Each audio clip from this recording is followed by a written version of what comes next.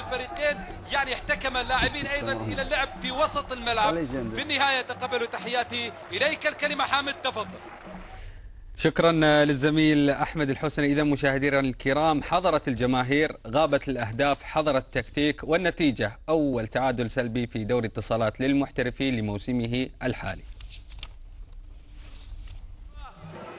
محاولة نصراوية الآن لكاظم علي، كرة ملعوبة والتسديد أيضا.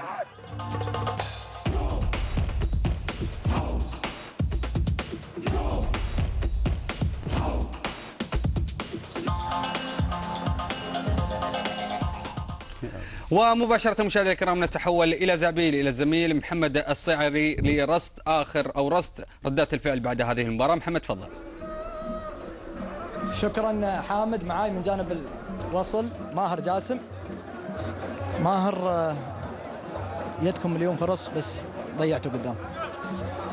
أول شيء بسم الله الرحمن الرحيم، الحمد لله يعني على كل حال. صح إننا ضيعنا وها لعبنا زين، ترى هي كرة القدم بعد تضيع تلعب زين، يعني كرة قدم شوف تفوز وتخسر، هاي الكرة يعني.